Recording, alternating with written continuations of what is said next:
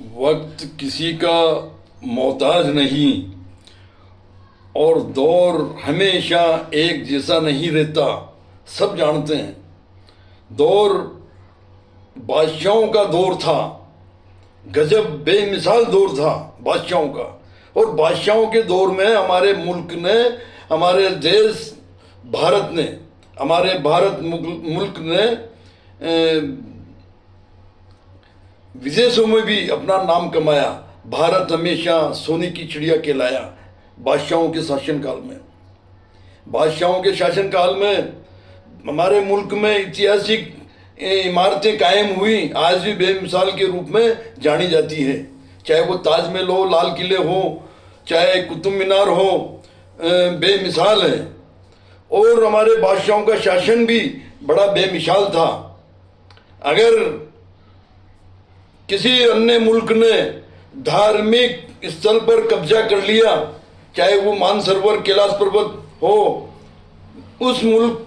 उस कब्जा करने वाले मुल्क को दौड़ाते हुए उसके हलक में से छीन कर लेकर आया औरंगजेब। औरंगजेब ने अपने सेनापति को, बदनीयती वाला था, हाथियों से उसके टुकड़े करवाए। इंसाफ होता था, इंसाफ होता था। और मंदिर मस्जिद साथ एक दीवार से होते थे, पास पास होते थे। और उनके ज़माने के, बादशाहों के ज़माने के बने हुए मंदिर मस्जिद आज भी इतिहास के रूप में गवाह है। देश के अंदर, हमारे मुल्क के अंदर बेमिसाल इंसाफ होता था और देश की जनता में अटूट भाईचारा था, सद्भावना थी, एकता और अखंडता थी। बेमिसाल सद्भावना, भाईचारा था। दौर बादशाहों का दौर था। टीपू सुल्तान के दौर में महिलाओं को ऊपर के आस्तीन ढकने का अधिकार मिला, वरना बादशाहों से पहले कई महिलाओं के ऊपर का आस्तीन ढकने का अधिकार नहीं था, खुला रखना पड़ता था। मगर बादशाहों के शासनकाल में यह अधिकार मिला हमारी महिलाओं को, हमारी माँ बहनों को। तन पे कपड़ा हो, तन ढका हुआ हो, यह अधिकार बादशाहों के शासनकाल में मिला। तो दौर बादशाहों का था। एक दौर के देखिए आप, सन 2014 से मोदी का दौर आया। मोदी ने सरकार बनाई, देश की जनता से वादा तो किया था, सबका साथ सबका विकास निभाऊंगा, काला धन लेकर आऊंगा, पढ़े लिखे नौजवानों को हर साल 2 करोड़ नौकरियां दूंगा, हर नागरिक के खाते में 15 लाख रुपए डालूंगा, सस्ता महंगाई को नीचे स्तर पर लाऊंगा, डीजल पेट्रोल सस्ते करूंगा। बहुत सारे वादे किए थे।